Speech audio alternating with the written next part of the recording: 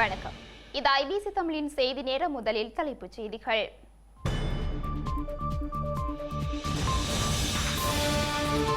மன்னார் காற்றாலை மற்றும் கனிம வள அகழ்வுக்கு எதிராக வழக்கு தாக்கல் செய்ய திட்டம். இந்தியாவை உரசும் வகையில் சுமந்திரன் அறிவிப்பு. அரசு தலைவர் தேர்தலில் சரத் பொன்சேகாவின் களமிறக்க முடிவுக்கு சஜித் அணி எதிர்ப்பு. தமது அணி உறுப்பினர்கள் ஆதரவு வழங்குவதான செய்திக்கு மறுப்பு. பௌத்த மதத்தை நிந்தித்தால் கடும் நடவடிக்கைகள் பாயம். வெசாக் தினத்தில் ஸ்ரீலங்கா பௌத்த சாசன அமைச்சு எச்சரிக்கை. உலக சமையல் கலையில் வென்ற ஈழத்தமிழ் பூர்வீக பிரினுக்கு குவியும் வாழ்த்து. பிரித்தானியாவின் மாஸ்டர் ஷெஃப் வாகையரான தொழில்துறை மிருக வைத்தியர். பிரித்தானியாவின் ஜூலை மாத பொதுத் தேர்தலுக்கான பரப்புரைகள் ஆரம்பம். நாட்டின் குழப்பங்கள் முடியும் தருணம் என்கிறார் எதிர்க்கட்சித் தலைவர். தைவானை சுற்றி வளைத்து மேற்கொள்ளப்படும் படைய பயிற்சியால் பதற்றம். சீனாவை விட்டு பிரிய நினைத்ததால் படைய நடவடிக்கை எனவும் எச்சரிக்கை.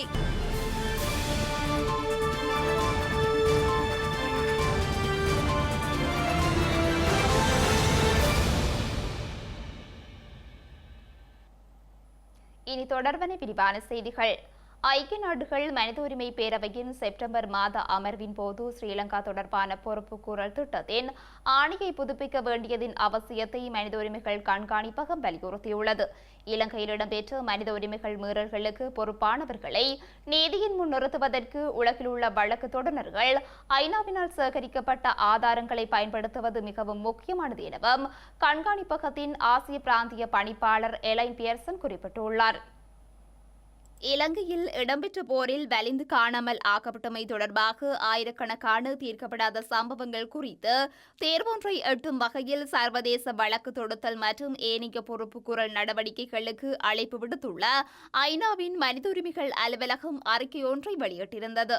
இதன் தொடர்ச்சியாக இன்று அறிக்கையொன்றை வெளியிட்டு மனித உரிமைகள் கண்காணிப்பகம் இலங்கையில் உள்நாட்டு போரில் மரணித்த அல்லது காணாமல் ஆக்கப்பட்டவர்களை நினைவு கூறும் தமிழர்களை ஸ்ரீலங்கா அதிகாரிகள் அச்சுறுத்தியதாகவும் தடுத்து வைத்ததாகவும் குற்றம் சாட்டியுள்ளது. உள்நாட்டு போரின் போது அதன் படைகள் செய்த அட்டூழியங்களை மறைக்கும் ஸ்ரீலங்கா அரசாங்கம் உண்மை, நீதி மற்றும் இழப்பீடுகளை வழங்குவதற்கு பதிலாக பாதிக்கப்பட்டவர்களையும் அவர்களின் சமூகங்களையும் மௌனமாக முயற்சிக்கின்றது என மனித உரிமைகள் கண்காணிப்பகத்தின் ஆசிய பணிப்பாளர் எலைன் பியர்சன் குறிப்பிட்டுள்ளார். ஸ்ரீலங்கா அரசாங்கத்தின் இந்த செயற்பாடுகளானது பாதிக்கப்பட்டவர்களுக்கு நிவாரணம் வழங்குவதற்கும் துஷ்பிரயோகங்கள் மீண்டும் நிகழாமல் தடுப்பதற்கும் அதிக சர்வதேச நடவடிக்கைகள் தேவை என்பது தெளிவாகிறது என அவர் சுட்டிக்காட்டியுள்ளார். வடக்கு கிழக்கில் மே 18 நினைவேந்தல் நிகழ்வுகளை குழப்பும் நடவடிக்கைகளில் ஸ்ரீலங்கா காவல்துறையினர் ஈடுபட்டதாகவும் இறுதிக்கட்ட போரின் போது பல பொதுமக்கள் அனுபவித்த பட்டினி நிலைமைகளின் அடையாளமாக அரிசி கஞ்சியை பகிர்ந்த நாள் வரை திருகோணமலையில் கைது செய்ததாகவும் மனித உரிமைகள் கண்காணிப்பகம் தனது அறிக்கையில் சுட்டிக்காட்டியுள்ளது.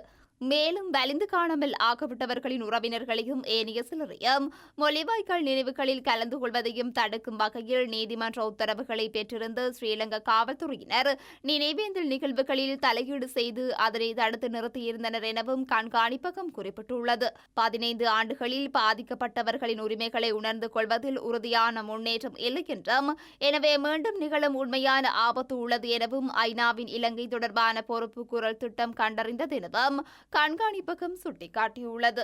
சமீபத்திய ஆண்டுகளில் காணாமல் போனதாக கூறப்படும் சம்பவங்கள் குறைந்துள்ள போதிலும் சீர்திருத்தம் அல்லது பொறுப்புக்கூறல் இல்லாத நிலையில் காணாமலாக்கப்படும் நடைமுறை பாதுகாப்பு படைகளுக்குள் வேரூன்றி உள்ளது எனவும் மனித உரிமைகள் கண்காணிப்பகத்தின் அறிக்கையில் கூறப்பட்டுள்ளது.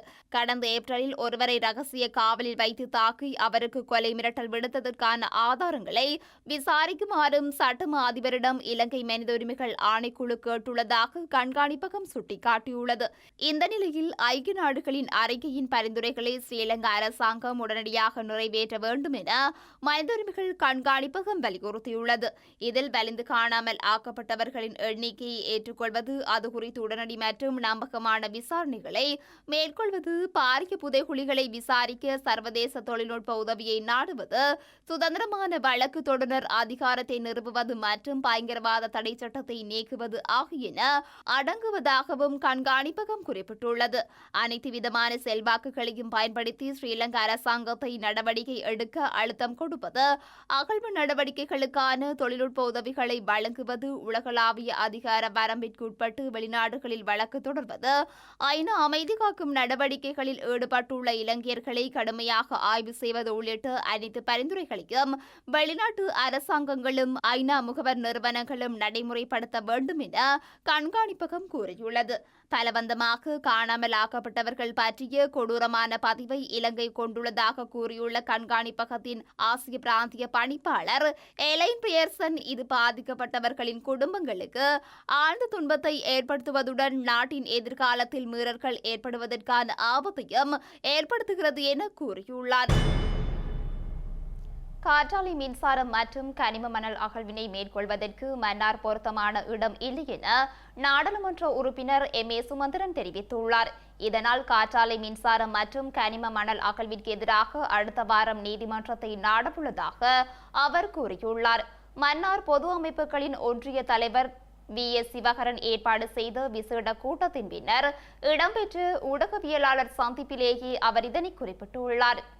மீன்பிடி சமூகம் இதன் விளைவாக வளமையாக விளைகிற மீன்கள் வகைகள் மாற்றமடைவதும் குறைவதும், நீரோட்டத்தின் திசைகள் வளமை போல மாறாமல் அது மாற்றப்படுவதும், அப்படியான பல காரணிகளின் மூலமாக இங்கே பிடிக்கப்படுகிற மீன்களுடைய தொகை பாரிய வீழ்ச்சி அடைந்திருக்கிறது. அதிலேயும் கரைவலை சம்பந்தமான மீன்பிடி முறையிலே பாரிய அளவிலான வீழ்ச்சி ஏற்பட்டிருக்கிறது. இதை வைத்தும் வேறு பல விடயங்களை நாங்கள் அவதானித்தோம். இந்த காற்றாடிகளை மன்னார் தீவோடு சேர்ந்து அமைப்பது மன்னார் தீவுக்கு பாரிய பின்விளைவுகளை ஏற்படுத்தும் என்பது புலனாகிறது. காற்றாடி மின்சாரம் அமைக்கலாம், அதற்கு உகந்த இடங்களை தெரிவு செய்ய வேண்டும். ஆனால் மன்னார் தீவு என்பது கடல் மட்டத்தில் இருந்து சற்று குறைவான இடத்திலே காணப்படுகிற இந்த தீவு, இது இந்த செயற்திட்டத்திற்கு பொருத்தமானதே அல்ல என்பது இங்கே வாழுகிற அனைவருடைய நிலைப்பாடும் கூட. இதை சரியான முறையிலே ஆராய்ச்சி செய்து இந்த செயற்திட்டம் ஆரம்பிக்கப்படவில்லை. ஒரு திட்டம் ஆரம்பிக்கப்பட்டதோடு இது இந்த இடத்துக்கு பொருத்தமற்றது, இதனாலே பலவிதமான பாதிப்புகள் ஏற்படுகின்றன என்பது புலனாக இருக்கிறது. ஆகையினாலே இந்த திட்டங்களை நிறுத்துவதற்கும் ஏற்கனவே செய்யப்பட்ட திட்டத்திலே ஏற்பட்ட அந்த திட்டத்தின் காரணமாக ஏற்பட்ட பின்விளைவுகளை, பாதிப்புகளை நிவர்த்தி செய்கிற வண்ணமாக சில மாற்று வழிகள் செய்யப்பட வேண்டும் என்பதும் அவர்கள் ஏற்கனவே பிரேரித்து சொல்லியிருக்கிறார்கள். ஆகையினாலே இந்த விடயங்களை நாங்கள் உடனடியாக கவனத்தில் எடுப்போம். இது சம்பந்தமாக ஏற்கனவே ஒரு சுற்றுச்சூழல் பாதுகாப்பு மக்கள் அமைப்பு நீதிமன்றத்தை நாடி இருக்கிறது. மன்னாரிலே இருந்து மன்னாருடைய மக்கள் சார்பாகவும் அப்படியான ஒரு செயற்திட்டத்தை செய்வதற்கு அல்லது அவர்களோடு இணைந்து கொள்வதற்கு நாங்கள் வருகிற வாரங்களிலே முயற்சி எடுப்போம். அவருடைய தனியார் காணிகளை கூட அபகரித்து அதை சுற்றி அவர்கள் வேலி அடைத்து அந்த காணிகளை அபகரித்து இந்த செயற்திட்டம் அமல்படுத்தப்படுவது போல தென்படுகிறது. ஆகையினாலே இது சம்பந்தமாகவும் இன்றைய கூட்டத்திலே பேசப்பட்டிருக்கிறது. உடனடி சட்ட நடவடிக்கைகள் இதற்கு எதிராக எடுப்பதாக நாங்கள் தீர்மானித்திருக்கிறோம். அரசாங்கத்துக்கு நாங்கள் சொல்லுகிற செய்தி, மன்னாரிலே இருந்து கனிய மண் அகழ்வதை நாங்கள் ஒருபோதும் அனுமதிக்கப் போவதில்லை. இலங்கையில் உள்ள கிராஃபைட் எனப்படும் காரிய சுரங்கங்களை கையகப்படுத்த இந்தியா முயற்சித்து வருவதாக தெரிவிக்கப்பட்டுள்ளது. காரியத்திற்கான தேவை உலகளாவிய ரீதியில் அதிகரித்து வரும் நிலையிலேயே இந்தியா இந்த நடவடிக்கையை முன்னெடுக்க உள்ளதாக தகவல்கள் வெளியாகியுள்ளது. பௌத்த மத போதனைகளை சிதைப்பவர்களுக்கு எதிராக கடுமையான சட்டங்களை நடைமுறைப்படுத்த அரசாங்கம் எதிர்பார்ப்பதாக ஸ்ரீலங்காவின் புத்த சாசன, சமய மற்றும் கலாச்சார அலுவல்கள் அமைச்சின் செயலாளர் சோமரத்ன விதானபத்ர தெரிவித்துள்ளார். புத்த சமயத்தை சித்தரிக்கும் வகையில் பல்வேறு தரப்பினர் வெளியிட்ட அறிக்கைகள் தொடர்பில் மகாநாயக்க தேரர்கள் ஜனாதிபதியிடம் செய்த முறைப்பாட்டிற்கு அமைய இந்த நடவடிக்கை எடுக்கப்பட்டுள்ளதாக அவர் கூறியுள்ளார். சிறந்த தலைவர்களின் ஆலோசனைப்படி தற்போது நடைமுறையில் இருக்கும் பிகாரை ஆலயங்கள் சட்டத்தில் திருத்தம் செய்வதற்கு தேவையான பூர்வாங்க பணிகள் மேற்கொள்ளப்பட்டு அதற்கான சட்ட வரைவுகளுக்கு ஏற்கனவே அனுப்பி வைக்கப்பட்டிருக்கிறது. அதன் மூலம் புத்த தர்மத்தை சிதைக்கும் சில தரப்புக்கு எதிராக சட்டத்தை நடைமுறைப்படுத்த தேவையான அடிப்படை சட்டத்தை தயார் செய்ய எதிர்பார்க்கப்படுகிறது. இதன் மூலமாக தூய தேரவாத பௌத்தம் இன்னும் பல நூற்றாண்டுகளுக்கு உலகில் நிலைத்திருக்க தேவையான சூழல் உருவாக்கப்படுகிறது. 3 மகாநாயக்க தேரர்களின் ஆலோசனையின்படி தர்மத்தை சிதைப்பவர்களுக்கு எதிராக சட்ட நடவடிக்கை எடுப்பதற்காக திரிபிடகம் மற்றும் பௌத்த இலக்கியங்கள் தொடர்பான தகவல்களை பிரபலப்படுத்த துறைசார் அறிஞர்கள் அடங்கிய குழு ஒன்றை அமைச்சு ஏற்கனவே நியமித்திருக்கிறது. மேலும் தொல்லியல் மற்றும் வரலாற்று காரணிகள் தொடர்பாக வெளியிட்ட திரிபுகள் மற்றும் அறிக்கைகள் சரியானவை அல்ல என்பதை சுட்டிக்காட்ட தொல்பொருள் ஆய்வாளர்கள் மற்றும் வரலாற்று ஆய்வாளர்கள் அடங்கிய குழு செயற்பட்டு வருகிறது. தொல்பொருள் ஆய்வாளர் எல்லாவல மேதானந்த தேரனின் வழிகாட்டலின் கீழ் குழு ஒன்று நியமிக்கப்பட்டிருக்கிறது. தொல்லியல் துறை பணிப்பாளர் நாயகமும் இதில் ஈடுபட்டிருக்கிறார். அமைச்சு ஏற்கனவே குற்றப்புலனாய்வு திணைக்களத்தில் முறைப்பாடு செய்தும் அணியும் ஆடைகள் மூலம் தர்மத்தை சிதைப்போருக்கு எதிராக நடவடிக்கை எடுக்க தேவையான நடவடிக்கைகளை எடுத்திருக்கிறது. இலங்கையில் இந்த ஆண்டு நடைபெறவுள்ள ஜனாதிபதி தேர்தலில் சுயேட்சை வேட்பாளராக ஐக்கிய மக்கள் சக்தியின் உறுப்பினரும் ஸ்ரீலங்காவின் முன்னாள் இராணுவ தளபதியுமான ஃபீல்ட் மார்ஷல் சரத் பொன்சேகா களமிறங்க உள்ளதாக தகவல்கள் வெளியாகியுள்ள நிலையில் தமது கட்சியில் எந்தவொரு உறுப்பினரும் அவருடன் இணையப் போவதில்லை என ஐக்கிய மக்கள் சக்தியின் பொதுச் செயலாளர் ரஞ்சித் மத்தும பண்டார தெரிவித்துள்ளார். அதே நேரம் ஜனாதிபதி வேட்பாளராக களமிறங்குவது தொடர்பில் சரத் பொன்சேகா இதுவரை ஐக்கிய மக்கள் சக்திக்கு உத்தியோகபூர்வமாக எதனையும் அறிவிக்கவில்லை எனவும் அவர் சுட்டிக்காட்டியுள்ளார்.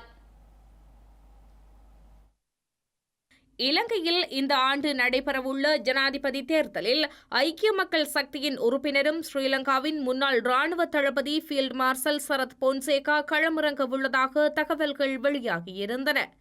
இந்த விடயம் தொடர்பான உத்தியோகபூர்வ அறிவிப்பு சரத் பொன்சேகாவால் அடுத்த மாதம் வெளியிடப்படும் என தெரிவிக்கப்பட்டது. எனினும் எந்தவொரு கட்சியுடனும் இணையாது சுயேட்சை வேட்பாளராக அவர் ஜனாதிபதி தேர்தலில் களமிறங்க உள்ளதாக சுட்டிக்காட்டப்பட்டுள்ளது. இந்த நடவடிக்கைக்கான ஆதரவை பெற்றுக்கொள்வது தொடர்பான பேச்சுக்களை சரத் பொன்சேகா ஐக்கிய மக்கள் சக்தியின் சில நாடாளுமன்ற உறுப்பினர்களுடன் முன்னெடுத்துள்ளதாகவும் தகவல்கள் வெளியாகியுள்ளன. இந்த நிலையில் சரத் பொன்சேகா தேர்தலில் போட்டியிடுவது தொடர்பில் இதுவரை ஐக்கிய மக்கள் சக்தியிடம் எதனையும் குறிப்பிடவில்லை என அந்த கட்சியின் பொதுச் செயலாளர் ரஞ்சித் மத்தும பண்டார தெரிவித்துள்ளார். கட்சிக்குள் பிளவுகளை ஏற்படுத்தும் வகையில் ஊடகங்கள் இவ்வாறான செய்திகளை வெளியிடுவதாக அவர் சுட்டிக்காட்டியுள்ளார்.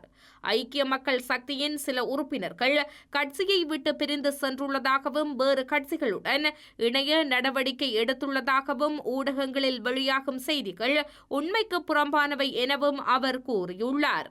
மேலும் சரத் பொன்சேகா ஜனாதிபதி தேர்தலில் களமிறங்கும் பட்சத்தில் ஐக்கிய மக்கள் சக்தியின் எந்தவொரு உறுப்பினரது ஆதரவும் அவருக்கு கிடைக்காது என ரஞ்சித் மதும பண்டார குறிப்பிட்டுள்ளார். ஐக்கிய மக்கள் சக்தியின் அனைத்து உறுப்பினர்களும் கட்சித் தலைவர் சஜித் பிரேமதாசவை ஸ்ரீலங்காவின் ஜனாதிபதியாக்குவதற்காக பாடுபடுபவர்கள் எனவும் ஆதரவளிப்பார்கள் எனவும் அவர் உறுதியளித்துள்ளார். மேலும் ஜனாதிபதி மற்றும் நாடாளுமன்ற தேர்தலை அடிப்படையாக கொண்டு சிறுபான்மை கட்சிகளுடன் தற்போது ஐக்கிய மக்கள் சக்தி பேச்சுக்களை முன்னெடுக்க ஆரம்பித்துள்ளதாக அவர் கூறியுள்ளார். இலங்கையில் உள்ள தமிழர்களின் பிரச்சினைகளை தீர்ப்பதற்கு சமஷ்டி அடிப்படையிலான அரசியல் தீர்வுகளை ஜனாதிபதி வேட்பாளர்கள் வழங்குவார்களே, ஆனால் அதுவே தூய்மையான அரசியல் என தமிழ் தேசிய கூட்டமைப்பின் நாடாளுமன்ற உறுப்பினர் சிவஞானம் ஸ்ரீதரன் தெரிவித்தார். கிளிநொச்சியில் நடைபெற்ற மார்ச் 12 அமைப்பின் கலந்துரையாடலிலே அவர் இதனை குறிப்பிட்டுள்ளார். 2002 ஆண்டு மே மாதம் 2ஆம் தேதியிலிருந்து 5ஆம் தேதி வரை நோர்வே ஒஸ்லோவிலே தமிழக விடுதலை புலிகளுக்கும் இலங்கை அரசு முறையில் நடைபெற்ற பேச்சில் கூட வடக்கு கிழக்கில் தமிழர்கள் வாழ்கின்ற பூர்வீக நிலத்தை அங்கீகரித்து தமிழ் பேசும் மக்களுடைய மொழியின் அடிப்படையிலான அவர்களுடைய மொழி சிந்தனையின் அடிப்படையிலான உள்ளக சிந்தனை உரிமையோடு சேர்ந்த ஒரு அரசியல் தீர்வு பற்றி பேசுவதற்கு தயாரானார்கள். அப்போது இருந்தவர் பிரதமர் ரணில் விக்ரமசிங்கே, இப்பொழுது இந்த நாட்டின் தலைவர். அவர் தன்னுடைய தேர்தல் விஞ்ஞாபனத்தில் இதனை திரும்ப ஏற்றுக்கொள்வார் என்றால் 2004ஆம் ஆண்டிலே அவரும் கூட அதை சொல்லியிருந்தார். ஆகவே இப்பொழுது இருக்கிற சஜித் பிரேமதாசாவோ அல்லது அவருமாசனாய்க்காவோ பிரதானமான வேட்பாளர்கள் தமிழர்களுக்கு ஒரு பிரச்சனை இருக்கிறது. அவர்கள் ஒரு தேசிய இனம். அவருடைய பிரச்சனையை தீர்ப்பதற்கு நாங்கள் சமஷ்டி அடிப்படையில் பேச தயார் என்றால் அதுவே ஒரு தூய்மையான தெளிவான நல்ல பார்வையுள்ள அரசியலாக மாறும். இலங்கையின் அதிகாரப்பூர்வ கடன் குழுவுடன் கடன் மறுசீரமைப்பு தொடர்பான புரிந்துணர்வு ஒப்பந்தம் ஒன்றை ஸ்ரீலங்கா அரசாங்கம் விரைவில் கைச்சாத்திட உள்ளதாக தெரிவிக்கப்பட்டுள்ளது. சர்வதேச நாணய நிதியத்தின் இலங்கைக்கான கடனுதவியின் அடுத்த மீளாய்வுக்கு முன்னதாக குறித்த நடவடிக்கை முன்னெடுக்கப்படும் என தகவல் அறிந்த வட்டாரம் தெரிவித்துள்ளது. இலங்கையின் கடன் மறுசீரமைப்பு நடவடிக்கை தொடர்பில் பாரிய கடன் வழங்கும் நாடுகளின் அமைப்பான பாரிஸ் கிளப்பின் அதிகாரப்பூர்வ கடன் குழு மற்றும் சீனாவின் ஏற்றுமதி இறக்குமதி வங்கியுடன் ஸ்ரீலங்கா அரசாங்கம் புரிந்துணர்வு ஒப்பந்தம் ஒன்றில் கைச்சாத்திட உள்ளது. இந்த நடவடிக்கை தொடர்பான பேச்சுக்கள் முன்னெடுக்கப்பட்டுள்ளதாகவும் அவை சாதகமான முறையில் அமைந்துள்ளதாகவும் அரசாங்க அதிகாரியொருவர் தகவல் தெரிவித்துள்ளார். எனினும் தனியார் கடன் வழங்குநர்கள் மற்றும் பிணை முறி உரிமையாளர்களுடனான கடன் மறுசீரமைப்பு தொடர்பில் இதுவரை எந்தவொரு தகவலும் உத்தியோகபூர்வமாக வெளியாகவில்லை. இந்த நிலையில் கடன் மறுசீரமைப்பு தொடர்பான நடவடிக்கைகளை விரைவுபடுத்துவதில் இலங்கை அதிக கவனம் செலுத்தியுள்ளதாக குறித்த அரசாங்க அதிகாரி தகவல் தெரிவித்துள்ளமை குறிப்பிடத்தக்கது. ஸ்ரீலங்கா ஜனாதிபதியால் திறந்து வைக்கப்படவுள்ள மாங்குளம் வைத்தியசாலையின் பெயர் பலகையில் தமிழெழுத்து பிழை காணப்படுவதாக மக்கள் சுட்டிக்காட்டியுள்ளனர். ஆகவே இந்த தமிழ் பிழையை திருத்துமாறு சம்பந்தப்பட்ட தரப்பினரிடம் மக்கள் கோரிக்கை விடுத்துள்ளனர். வடமாகாணத்தில் மருத்துவ புனர்வாழ்வு சிகிச்சை மற்றும் உளநல மேம்பாட்டு நிலையம் மாங்குளம் ஆதர வைத்தியசாலை வளாகத்தை அண்டிய பகுதியில் அமைக்கப்பட்டு ஸ்ரீலங்கா ஜனாதிபதியினால் திறந்து வைக்கப்படவுள்ளது. எதிர்வரும் 26ஆம் தேதி ஜனாதிபதி ரணில் விக்ரமசிங்கவின் முல்லைத்தீவுக்கான பயணத்தின் போது இந்த வைத்தியசாலை திறந்து வைக்கப்படவுள்ளது. இந்த நிலையில் வைத்தியசாலை முன்பாக அமைக்கப்பட்டிருக்கின்ற பெயர் பலகையில் மாங்குளம் என்பது தமிழ் மொழியில் தவறாக எழுதப்பட்டுள்ளது. இதனை மாற்றி தருமாறு பல தடவைகள் உரியவர்களுக்கு தெரியப்படுத்தியும் இதுவரை அது மாற்றப்படவில்லை எனவும், எனவே திறப்பு விழாவுக்கு முன்னதாக தமிழ் மொழியினை சரி செய்து பெயர் பலகையினை மாற்றி திறப்பு விழாவினை செய்யுமாறு மக்கள் மற்றும் சமூக ஆர்வலர்கள் கோரிக்கை விடுத்துள்ளனர். யாழ்ப்பாணம் வடமராட்சி கிழக்கில் உள்ள கடற்றொழிலாளர்கள் அட்டை தொழிலாளரும் சுருக்கு வலை தொழிலாளரும் பாதிப்படைந்துள்ளதாக இலங்கை தேசிய மீனவர் ஒத்துழைப்பு இயக்கத்தின் தலைவர் இ முரளிதரன் தெரிவித்துள்ளார். அத்துடன் தற்போது ஆட்சியில் உள்ள தலைவர்களும் சட்டவிரோத கடற்றொழில் நடவடிக்கைகளுக்கு துணை போவதாக வடமராட்சியில் இடம்பெற்ற ஊடக சந்திப்பில் அவர் குறிப்பிட்டுள்ளார். அதாவது கடவுளத்தோடு நம்பி இருக்கிற அந்த பாமர மக்களுக்கு அது சரியான பாதிப்பு. ஆகையால் அந்த அட்டத்தொழில் என்று சொல்கிறது உண்மையில் அது கடவுளை வளைக்காத இடங்களை பார்த்து கொடுக்க வேணும். கடவுளை வளைக்க இப்போ சாதாரணமாக இப்போ குடாரப்பை பதில் நிற்கிறோம்னு சொன்னால் அவர் குடாரப்பில் இருந்து இங்கே பருத்தத்துறை வர்றேன்னு சொன்னால் அவர்கள் அந்த குறிப்பிட்ட கரையாளாக ஓடி வருகிறார். போய் கஞ்சரி வரைய கஞ்சரி கரையாளாக வருகிறார். அப்படியே இருந்தோம்னா நீங்கள் போங்க, பிரச்சனை இல்லை. அட்டத்தொழில் பகல்லாம் பிடிக்கலாம், இரவு பிடிக்க முடியாது. ஆனால் இரவும் செய்கிறார்கள் இங்கே. அப்போ அதாக நீங்கள் பகலில் போகிறதா இருந்தால் நீங்கள் உங்களை குடாரப்பில் இருந்து ஒரு குறிப்பிட்ட தூரம் கடவுளைக்கு 8ஆவது தூரம், குறிப்பாக ஒரு 3 கிலோமீட்டர் 4 கிலோமீட்டர் உயர நேரி ஓடி நீங்கள் இந்த குறுக்கி ஓடுங்க. அதில் மாட்டிக்கிறதுக்கு இல்லை. நீங்கள் அந்த கரவலை ஓடுறதால தான் அந்த கரவலை மக்கள் பாதிக்கப்படுகின்றார்கள். அவர்கள் விலைகள் அறுக்கப்படுகின்றன. ஒன்று. 2வது மீன் கரைக்கிறாங்க, அது பிரச்சனை இருக்குது. அதே போல் சுருக்கு வலைக்கு அனுமதி இருந்தாலும், சுருக்கு வலைக்கு அனுமதி இருந்தாலும் 2.25 இன்ச்சுக்கு மேலே தான் அனுமதி இருக்குது. 2 முதல் 2.25 இன்ச்சு 2 காலம் இருக்கணும் அனுமதி இருக்கக்கூடிய. ஆனால் அவர்கள் அதுக்கு அனுமதி வச்சிருந்தாலும் இன்றைக்கு செய்யப்படுறதுக்கு அது கீழ்பட்டு இல்லை. அதால் மீனவ மக்கள் முழுமையாக பாதிக்கப்படுறாங்க. வடமராட்சி கிழக்கு மீனவ மக்கள் முற்றுமுழுதாக இந்த அட்ட தொழிலாளையும் சுருக்கோள தொழிலாளரும் பாதிக்கப்படுறார்கள். ஆனால் இப்போ நான் சொன்ன மாதிரி இந்த சமாஜத்திலுள்ள தலைவர்களும் அதுக்கு ஆதரவாக தான் செயல்படுறார்கள். இதுவரைக்கும் 2010 பிறகு எந்த ஒரு தலைவரும் வடமராட்சி கிழக்கில் சட்டவிரோதமான மீன்பிடி முறையோ எதையுமே நிப்பாட்டினதாக வரலாறு இல்லை. உங்களுக்கு தெரியும் 17 வகையான மீன்பிடி முறை இலங்கத்தின் தடை செய்யப்பட்டிருக்கு. இலங்கை நீர்வள திணைக்களத்தில் தடை செய்யப்பட்டிருக்கிறது. அந்த வகையில் இவைகள் எதையுமே தடை செய்ய இல்லை. இவைகள் வரப்போகிறது அந்த நான் சொன்ன மாதிரி அப்படியே கையூட்டல் வாங்குறதுக்காகவும் தங்களில் சில தனிப்பட்ட சேவைகளுக்காக மட்டும்தான் இங்கே வருகிறார்கள். மற்றும்படி மக்களுக்கு சேவை செய்ய யாருமே இப்போ தற்போது போட்டியிடுறவர்கள் யாரும் மக்களுக்கு சேவை செய்கிற நோக்கத்தில் அவர்கள் யாருமே இல்லை என்பதையும் கூறி வைக்க விரும்புவோம். கிளிநொச்சியில் 14 வயது சிறுமியொருவர் சகோதரியின் காதலினால் பாலியல் வன்புணர்வுக்குட்படுத்தப்பட்டுள்ள சம்பவம் அதிர்ச்சியை ஏற்படுத்தியுள்ளது. இதனையடுத்து குறித்த நபர் தலைமறைவாகியுள்ள நிலையில் சந்தேக நபரை கைது செய்வதற்கான நடவடிக்கைகளை காவல்துறையினர் முன்னெடுத்துள்ளனர். கிளிநொச்சி மலையாளபுரத்தைச் சேர்ந்த 14 வயதுடைய சிறுமியொருவர் தனது சகோதரியின் காதலனால் பாலியல் வன்புணர்வுக்கு உள்ளாக்கப்பட்டுள்ளதாக 118 என்ற அவசர தொலைபேசி இலக்கத்திற்கு தகவல் வழங்கப்பட்டுள்ளது. குறித்த தகவல் கிளிநொச்சி காவல்துறையினருக்கு பரிமாறப்பட்டுள்ளது.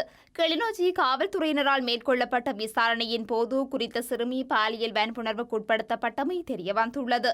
இதனையடுத்து பாதிக்கப்பட்ட சிறுமி கிளிநொச்சி மாவட்ட வைத்தியசாலையில் பரிசோதனைகளுக்காக அனுமதிக்கப்பட்டுள்ளார். சந்தேக நபர் தலைமறைவாகியுள்ள நிலையில் அவரை கைது செய்வதற்கான நடவடிக்கைகளை கிளிநொச்சி காவல்துறையினர் முன்னெடுத்துள்ளனர்.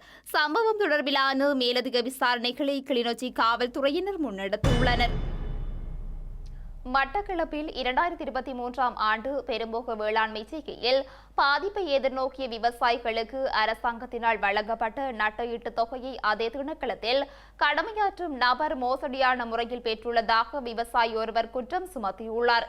குறித்த விடயம் தொடர்பில் உரிய அதிகாரிகள் சட்ட நடவடிக்கை எடுக்க முன்வர வேண்டும் எனவும் அவர் கோரிக்கை விடுத்துள்ளார். மட்டக்களப்பு வெள்ளாவலி கமநில கேந்திர நிலையத்திற்குட்பட்ட ஒட்டடி முன்மாரை கண்டத்தில் வேளாண்மை செய்கையில் ஈடுபட்டு வரும் விவசாயி ஒருவரின் நட்டஈட்டு தொகையை மோசடி செய்யப்பட்டதாக தெரிவிக்கப்பட்டுள்ளது. 2023ஆம் ஆண்டுக்கான பெரும்போக வேளாண்மை செய்கை பாதிப்படைந்த நிலையில் அரசாங்கத்தினால் வழங்கப்படும் நட்டஈடு தொகையை பெற்றுக்கொள்வதற்கு வெள்ளாவலி கமநில கேந்திர நிலையத்தினூடாக குறித்த விவசாயி விண்ணப்பித்திருந்தார். குறித்த விவசாயி நட்டஈட்டு தொகையை வெள்ளாவலி கமநில கேந்திர நிலையத்தில் கடமையாற்றும் அதிகாரி ஒருவர் மோசடி செய்துள்ளதாக கூறப்படுகின்றது. குறித்த விடயம் தொடர்பில் பாதிக்கப்பட்ட விவசாயியால் பெரும்போக உத்தியோகத்தர்களுக்கு எழுத்து மூலம் தெரிவித்தும் இதுவரை எந்தவித நடவடிக்கையும் எடுக்கப்படவில்லை என தெரிவிக்கப்பட்டுள்ளது. எனவே குறித்த விடயம் தொடர்பில் உரிய அதிகாரிகள் சட்ட நடவடிக்கை எடுக்க வேண்டும் என அவர் கோரிக்கை விடுத்துள்ளார். 4ஆம் தேதி பின்னரும் எங்களோட மாமியாரை வீட்டுக்கு சென்று இவர் ஆரோட மோதுகின்றார், இவருக்கு என்ன தெரியுமா, இவருக்கு நான் 2 நாளைக்கு இவருக்கு கணக்கு பார்ப்பேன் என்றும் சொல்லிவிட்டு போயிருக்கின்றார். ஆகவே உண்மை என்னுடைய உயிருக்கு ஏதும் அசம்பாவிதங்கள் ஏற்பட்டால் அனைத்துக்கும் இவரே காரணமாக அமைவார் என்பதையும் நான் வேளையிலே தெரியப்படுத்திக் கொள்கின்றேன். உண்மையிலே இவ்வாறான சம்பவங்கள் எந்ததொரு விவசாயிக்கும் ஏற்படக்கூடாது. இதனை உண்மையாக அனைத்து நான் எழுத்து மூலம் தெரியப்படுத்தியிருக்கின்ற அனைத்து அரசு திணைக்களங்களுக்கும் இவருக்கு உடனடியான சட்ட நடவடிக்கை எடுக்க வேண்டும்.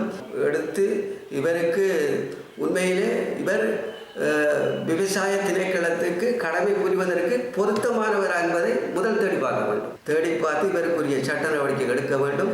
ஆனால் இவ்வளவு காலமும் இது இழுவரில் இருக்கிறதுக்கு சிலவளை நான் யோசிக்கின்றேன். பின்புறங்களிலே அரசியல் விடயங்கள் தோன்றலாம் என நான் நினைக்கின்றேன். உண்மையிலே எந்த அரசியல்வாதியாக இருந்தாலும் இவ்வாறான நாட்டுக்கு சோறு போடுகின்ற ஒரு விவசாயிக்கு இவ்வாறான சம்பவம் இடம் வருகின்ற போது அனைத்து விவசாயிகளும் இதனை தட்டி கேட்க வேண்டும் என்று அனைத்து விவசாயிகளிடம் நான் பகிரங்கமாக வேண்டுகோள் விடுகின்றேன். இலங்கையின் 3வது தேசிய வைத்தியசாலையாக காலி கராப்பட்டிய போதனா வைத்தியசாலையை மாற்றுவதற்கு ஸ்ரீலங்கா அமைச்சரவை அங்கீகாரம் வழங்கியுள்ளது. ஸ்ரீலங்கா ஜனாதிபதி தலைமையில் நடைபெற்ற அமைச்சரவை கூட்டத்தின் தீர்மானங்களை அறிவிக்கும் ஊடக சந்திப்பின் போதே அமைச்சரவை பேச்சாளர் பந்துல குணவர்த்தன இதனை தெரிவித்துள்ளார். இலங்கையில் கொழும்பு மற்றும் கண்டி ஆகிய பகுதிகளில் மாத்திரம் தற்போது அபிவிருத்தி அடைந்த தேசிய வைத்தியசாலைகள் உள்ளதாக அமைச்சரவை பேச்சாளர் பந்துல குணவர்த்தன சுட்டிக்காட்டியுள்ளார். இந்த நிலையில் தற்போது காலி கராப்பிட்டிய போதனா வைத்தியசாலையை தேசிய வைத்தியசாலையாக அபிவிருத்தி செய்வதற்கு அமைச்சரவை அங்கீகாரம் வழங்கியுள்ளதாக அவர் குறிப்பிட்டுள்ளார். ஸ்ரீலங்கா சுகாதார அமைச்சர் ரமேஷ் பத்ரனவால் முன்வைக்கப்பட்ட யோசனைக்கு இவ்வாறாக அமைச்சரவை அனுமதி வழங்கப்பட்டுள்ளதாக அவர் தெரிவித்துள்ளார். தற்போது வைத்தியர்கள், தாதியர்கள் போன்றவர்களுக்கு பயிற்சி அளிப்பதில் கராப்பிட்டிய வைத்தியசாலை ஸ்ரீலங்கா சுகாதாரத்துறைக்கு அதிக பங்களிப்பு செய்வதாக அவர் சுட்டிக்காட்டியுள்ளார்.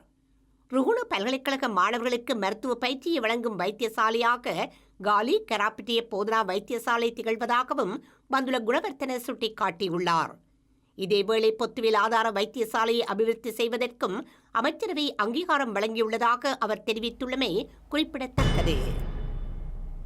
கௌதம புத்தரின் வாழ்க்கை வரலாற்றை அடையாளப்படுத்தும் வெசாக் பண்டிகை இலங்கை வாழ் பக்த மக்களால் கொண்டாடப்பட்ட நிலையில் தமிழர் தாயக பகுதிகளிலும் தோரணங்கள் கட்டப்பட்டு தானங்கள் வழங்கப்பட்டுள்ளன. கௌதம புத்தரின் பிறப்பு, புத்த நிலை மற்றும் பரிநிர்வாணம் அடைந்த புனித நிகழ்வுகளை இந்த நாள் நினைவுபடுத்துகின்றது. இதன்படி தமிழர் தாயகம் உள்ளிட்ட பகுதிகளில் ஸ்ரீலங்கா இராணுவத்தினரால் தோரண அலங்கரிப்புகளுடன் தானம் வழங்கும் நிகழ்வும் இடம்பெற்றுள்ளது. நடைபெறும்.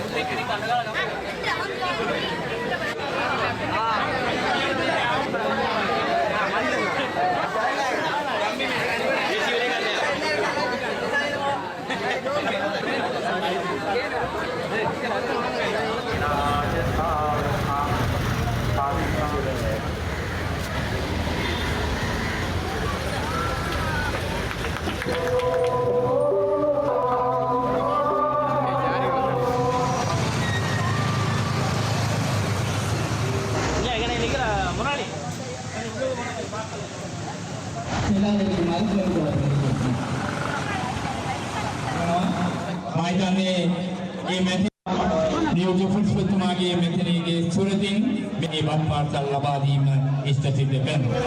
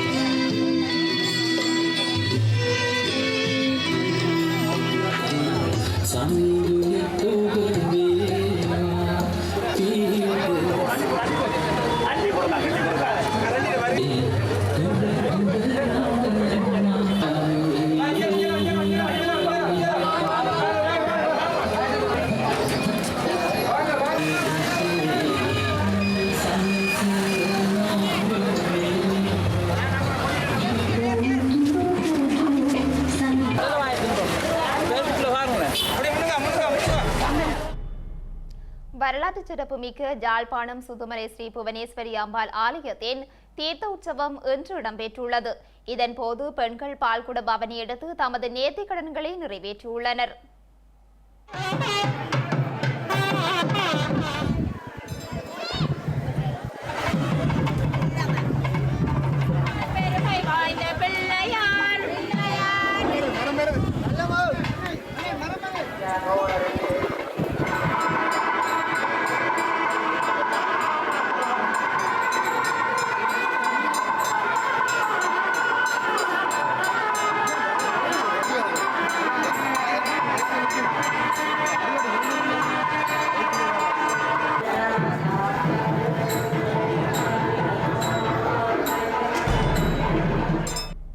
உலகளாவிய ரீதியில் பிரபலமான மாஸ்டர் செஃப் எனப்படும் சமையற்கலை போட்டிகளில் 20வது போட்டியில் பிரித்தானியாவில் ஈழத்தமிழ் பூர்வீகத்தை கொண்ட பிரின் பிரதாபன் வெற்றி பெற்றதை அடுத்து அவருக்கு வாழ்த்துக்கள் கிட்டி வருகின்றன.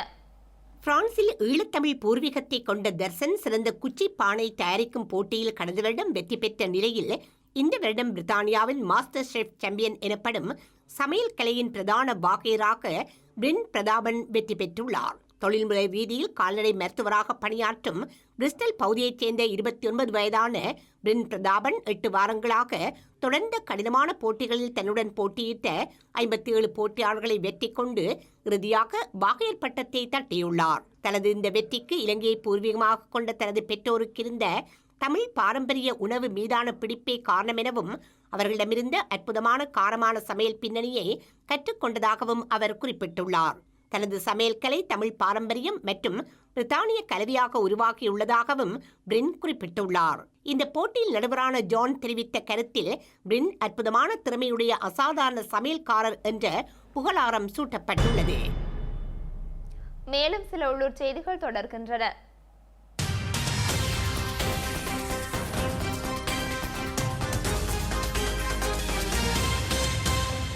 திருகோணமலை ஈச்சிலம்பற்று பகுதியில் இடம்பெற்ற விபத்தில் யாழ்ப்பாணத்தைச் சேர்ந்த 6 வயதுடைய சிறுமியொருவர் உயிரிழந்துள்ளார்.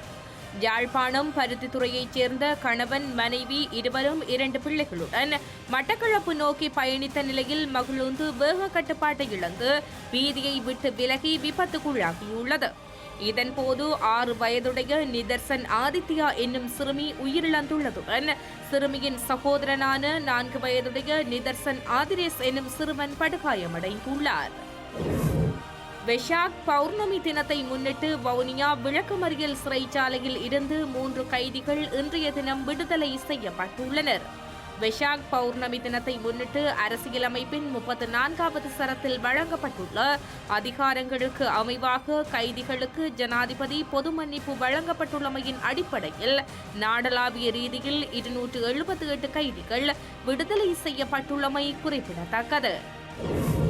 வவுனியாவைச் சேர்ந்த ஊடகவியலாளர் நவரத்னம் கபிலநாத்தின் யாத்திரை நூல் நாளைய தினம் வெளியிட்டு வைக்கப்பட உள்ளது. குறித்த நிகழ்வானது வவுனியா சுத்தானந்தா இந்து இளைஞர் சங்க மண்டபத்தில் மாலை 3 மணிக்கு இடம்பெறவுள்ளது. குறித்த நூலில் அரசியல் கட்டுரைகள் இடம்பெற உள்ளதோடு இது நூலாசிரியரின் 2வது நூல் என்பதும் குறிப்பிடத்தக்கது. கல்முனை நகர் பிரதேசத்தில் உள்ள ஒரு வழிப்பாதை இருவழிப்பாதையாக இன்று உத்தியோகபூர்வமாக திறக்கப்பட்டுள்ளது. திகாமடுள்ள நாடாளுமன்ற உறுப்பினர் HMM ஹரீஸின் வேண்டுகோளுக்கிணங்க குறித்த செயல்பாடு முன்னெடுக்கப்பட்டுள்ளது. இன்று முதல் டமாஸ் நகை மாளிகை சந்தியிலிருந்து ஹொமர்சல் வங்கி வரையான ஒரு வழிப்பாதை இருவழியாக மாற்றப்பட்டு பொது போக்குவரத்திற்கு திறந்து வைக்கப்பட்டுள்ளது. செய்திகளின் நிறைவாக இனி மீண்டும் தலைப்புச் செய்திகள்.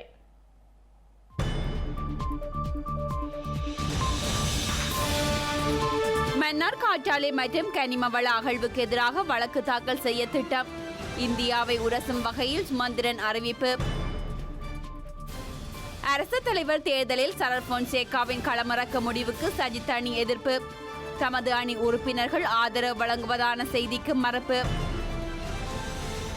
பௌத்த மதத்தை நிந்தித்தால் கடும் நடவடிக்கைகள் பாயம். வெசாக் தினத்தில் ஸ்ரீலங்கா பௌத்த சாசன அமைச்சு எச்சரிக்கை. உலக சமையல் கலையில் வென்ற ஈழத்தமிழ் பூர்வீக பிரினுக்கு குவியும் வாழ்த்து. பிரித்தானியாவின் மாஸ்டர் ஷெஃப் வாகேரான தொழில்துறை மிருக வைத்தியர். பிரித்தானியாவின் ஜூலை மாத பொதுத் தேர்தலுக்கான பரப்புரைகள் ஆரம்பம். நாட்டின் குழப்பங்கள் முடியும் தருணம் என்கிறார் எதிர்க்கட்சித் தலைவர். தைவானை சுற்றி வளைத்து மேற்கொள்ளப்படும் படைய பயிற்சியால் பதற்றம். சீனாவை விட்டு பிரிய நினைத்ததால் படைய நடவடிக்கை எனவும் எச்சரிக்கை.